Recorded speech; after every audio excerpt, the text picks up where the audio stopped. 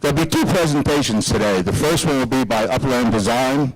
Upland Design did a study of all our structural, electrical, architectural, and mechanical buildings, all 10 of our major facilities, and we're using that study as a baseline of where we go in our 10-year plan.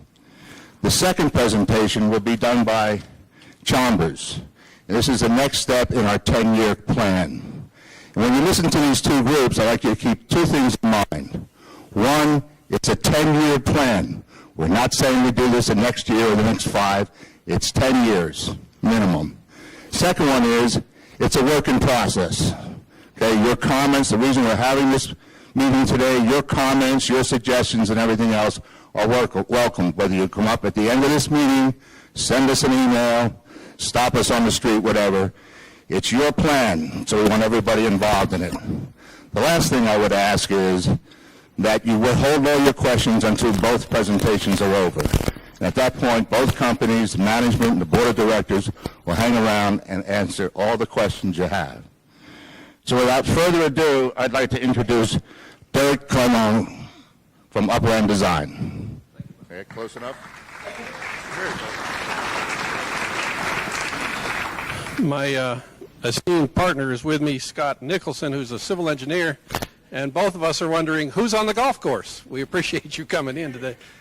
Oh, real close? That's better. I can eat it. Anyway, Scott Nicholson and myself represent Upland Design Group. We brought in electrical, mechanical, and structural engineers from Knoxville to assist us in evaluation of 10 facilities. Now, that's not all of your facilities, but it was the 10 that we were tasked to start with. And what we were doing is bringing all those disciplines, registered engineers and architects alike, to evaluate those facilities with an eye to their history, what had been done to them in the past, some of their immediate needs, and then maybe some projections on what kind of needs they may have in the future. That's always very difficult to do, but I think you'll find it in the end that there are some commonalities here about how old some of these facilities are. I've been practicing architecture for some time, and some of these outlive me, so they're old. We're going to start with these 10. That's Heatherhouse, the Conference Center, Dorchester, Dartmoor, Stonehenge. You see some are missing here, but we're going to go through each one of these individually, and I'm going to talk a little bit about them. This document here has a much more detailed evaluation, the first step of which we had to draw up these buildings. Some of these buildings are so old, plans didn't exist. So we've created a CAD file for use by you all in the future as a baseline. As we went through, we looked at the architectural, electrical, and the subheadings, obviously, are the types of things we looked at. Now, you could get in infinite detail, but what we did is try to cover the heavy items and understand the most important features. And I talked a little bit about the funding and what we will refer to as an annual maintenance reserve, a terminology that says you're probably going to need to spend these kind of dollars. We started with Heatherhost Country Club, and I am old enough that I can remember when it was just a basement structure. For those who don't know, it was originally a small basement structure. The original pro in there was a friend of mine, and where the carts are now stored is where his office started. So this is a building that started in '88, and I want you all to think about how old that is. I mean, it's old now, but it is a well-maintained facility. There were multiple renovations and additions done to it. It does primarily function as a golf facility. Obviously, it's not known for a food service facility, but it is a very much a hub and center relative to the golf functions that it does serve. We did note that the interior was quite dated, and we did go through the HVAC evaluation, and several of those are on the tail end of their usefulness. There were some architectural issues that needed to be addressed, and there's always continual maintenance involved. So we summed up at Heatherhouse that the mechanical was a heavy cost there, and something in the neighborhood of $60,000 would be appropriate to expend short term. and that building of its age and of its kind of construction, a figure somewhere around $30,000 annually would be something that would be appropriate to budget for a facility of that kind. It may surprise you, the facility that we're in, it being so new, that there are any issues there, but there are. There are always issues associated with any facility. From the day that it's done, there's obviously maintenance involved. We did determine that there are several issues that were born by the fact that the pool is internal to this major portion of this building, and there's been some caustic contamination in the mechanical room that's damaged a lot of the piping, and something needs to be considered there. There was an economic decision when the construction was completed about the pool apron that may need to be revisited, but the major thing right now is the pool HVAC, and there is a little bit of evidence of settlement that we think needs to be monitored, not very significant at all.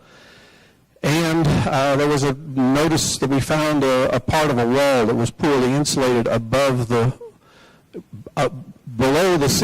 ceiling, but below the roof, so it might need to be addressed. There is some painting that needs to be done. Always things that need to be maintained. So you've got architectural minimal, a heavy mechanical. It is an expensive replacement. We think that an expenditure of about $100,000 would make sense, and an annual maintenance reserve of about $75,000 for this kind of facility. It's used a lot. The finishes take a lot of abuse, a large roof area involved, exterior maintenance, and a lot of mechanical maintenance. So Dorchester is a little different animal. Again, note how old it is. I mean, we're talking, what is that, 32 years now? Something like that. That building wasn't intended to be a pro shop originally. It was just a relocated condo, and they've added on a portion to that building over time for those of you who've been here long enough to remember. It's a rough frame building, not very large. Again, it doesn't carry any food service function, yet it does serve a very well developed golf course, as you all know. There are safety issues from the second floor in terms of fire exits. They don't even use the second floor anymore. The roof's showing signs of aging. For those who don't know, there used to be an upper balcony that was serviceable years ago but is no longer used. The exterior siding was T111 and is deteriorating. There's lots of evidence of old wiring that would be subject to starting a fire, maybe, long term. And there's a stair that goes to nowhere, as indicated. And so we're thinking that this facility, as well as the pool area that's associated with this facility, needs to be in consideration of a long-term master plan for replacement. There are things that were commented in our review about sight lines to the golf course itself, and how the pro was to operate and where the carts were relative to it. There were room for study associated with this facility, obviously. Short term, we're not recommending a whole lot of money expended on it because we think long term it should be replaced, and obviously that's the kind of thing that we're considering today. If it is to remain, you've got some short-term mechanical problems and electrical problems that really should be addressed, and if you intend to keep the building for an extended period of time, you need to put about $25,000 a year in that reserve. The pool cabana really has some major American Disabilities Act issues as far as access is concerned. There's been a lot of remedial repair over the 30-plus years of operation, or 25 anyway. It is rough interior and exterior for those who have not been in it. Again, we think that deserves replacement, and especially if you're into the pool equipment room at this facility. There was a little snack shop that doesn't serve very well. There's a lot of corrosion down in that pool room of the structural elements within that. So that's something that needs to be looked at. So we're saying that if you were to rehab it now, don't spend a whole lot of money on it, but you've got some electrical issues short term that are major considerations because of the corrosiveness of the pool chemicals and the electrical being in the same room. The Darkmoon Marine has now got a few years of age on it. It's 15 years old now, plus. The building itself is overall in good condition. There was some indication that one of the HVAC units was on the tail end of its life and needed to be upgraded. And of course, food prep is worth a consideration. They just put the new docks there, so this facility was one of the better conditioned facilities that we found. It still would need that mechanical replacement, a little bit of electrical upgrade associated with that, and an annual maintenance reserve. It's a small building, but it still needs to be maintained. Stonehenge was probably the most interesting one to try to sort out. Stonehenge was not, how do I say this as an architect? It was not planned as a particularly extravagant structure. It's a very simple rectilinear building. It has had an addition made to it, forced against it on the front side. The deck, of course, has just been redone. It has become one of the favorite places to have lunch or dinner. Its food service function is stretched to the max. Anybody that's been back in the kitchen or realized that if they've got to go get something to replace in the kitchen, they've got to go down a stair into a basement among the golf carts and resolve that. So this facility is a good example of having been built 30 years ago, 25 years ago, that it is stretched to its maximum capacity. It has, I don't want to say outlived its useful life, because obviously it's useful right now, but you've got some major issues associated with that in that it has become that destination. It could be well suited for a major renovation, though. The food service in that major renovation would be a primary consideration because it is one of the heavy uses of that facility. Obviously, we can't forget the pros and the fact that they've been operating out of a little tiny building in the past, or a portion of the building in the past. There are some structural issues associated with that. If you look at the bottom of the columns underneath the deck, you'll see the rot associated with the wood columns. So there would be a major effort to repair, including the replacement of the solarium. But with that major thought in mind, it obviously is the key to that location. So again, it could be a major renovation or replacement, but it's something that deserves some thought. Short term, there's electrical, mechanical, and the small structural issues associated with it. We also noted that the roof drains all end up going down against the foundation wall, so there's a lot of things there that really should be addressed in that building. Even if they were addressed, the building's age would exhibit about $35,000 a year need in terms of funding to keep it in tip-top shape. Here's one of the oldest facilities that we were asked to review. The St. George Marina was built over, well, it's actually 40 years, right? 40 years.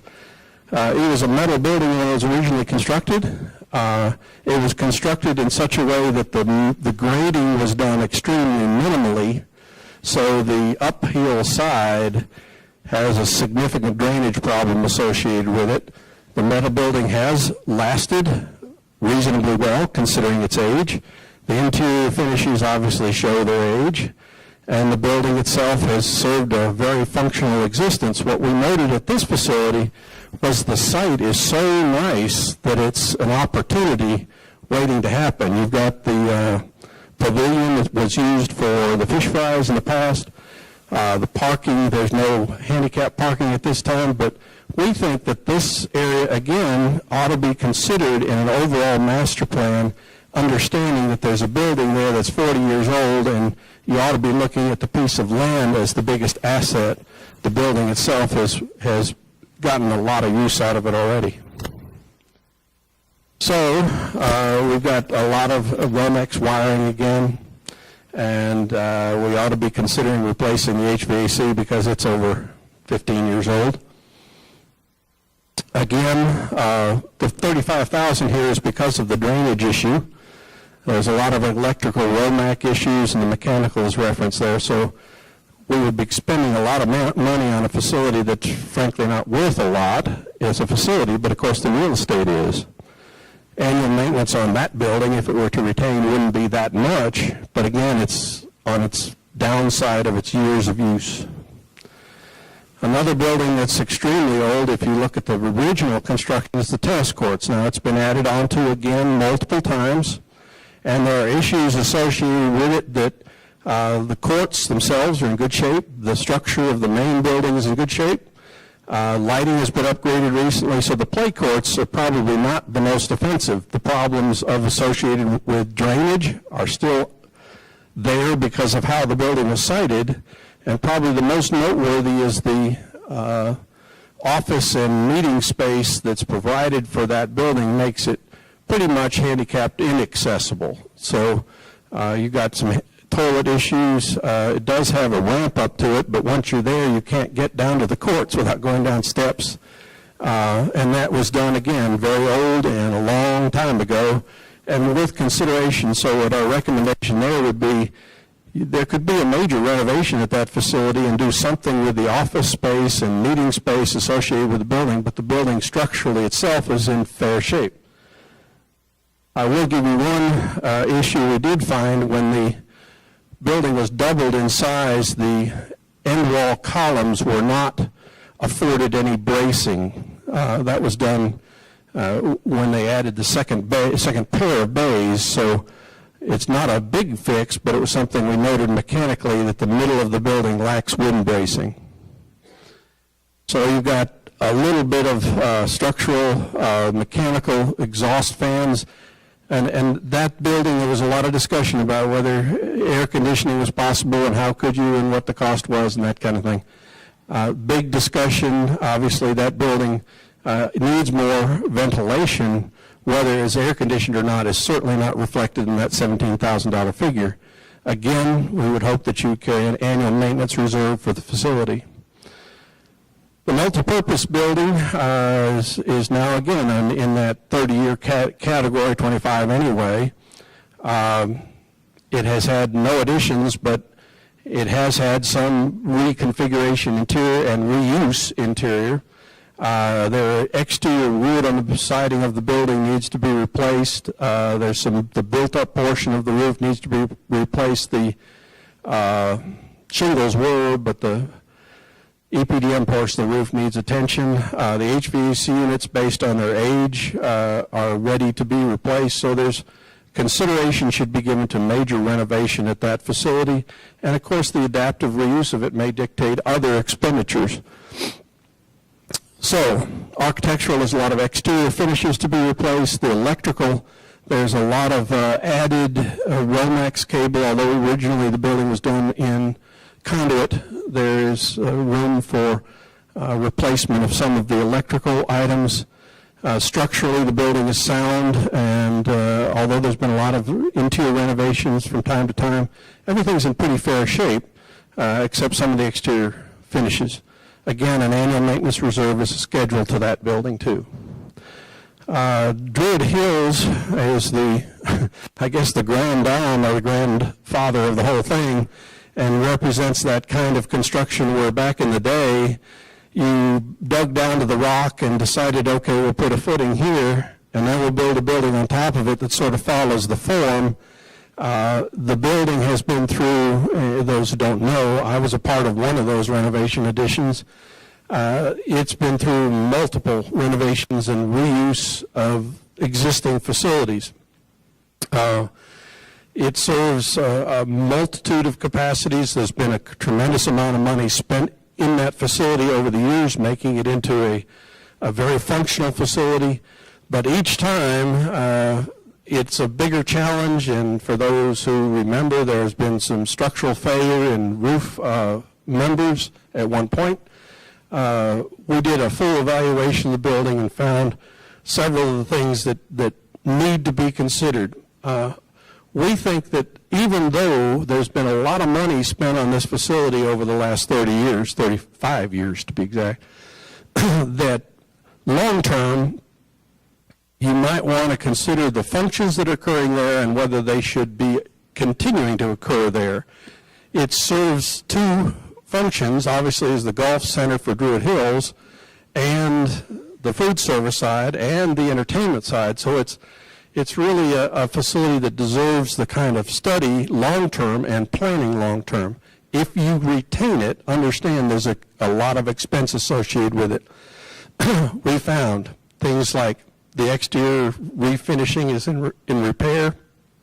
The electrical distribution is a lot of Romex pulled in a lot of different directions. We would install a fire alarm short-term in the building. I believe some of these things have actually been accomplished. That one was under consideration, I think has been accomplished. There were multiple HVAC units that were very old and were showing signs of needing replacement. There were several of them by date that would need replacement. There was one repair of a floor girder where they punched a hole to be able to access a part of the building and never put a lintel over the space. So there are several things that really need to be looked at, the biggest of which would be electrical and mechanical. Everything's been done over the years, just taking that same form and trying the best to use what you could and do with what you could. If you were to try to put everything in code compliance, in great repair for a long term, you're going to spend $250,000 on that facility before you've gone too far. And remember that an annual maintenance reserve would have to be fairly significant with that facility.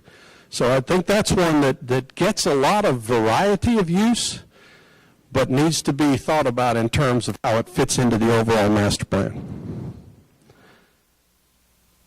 Its Cabana's old. Old.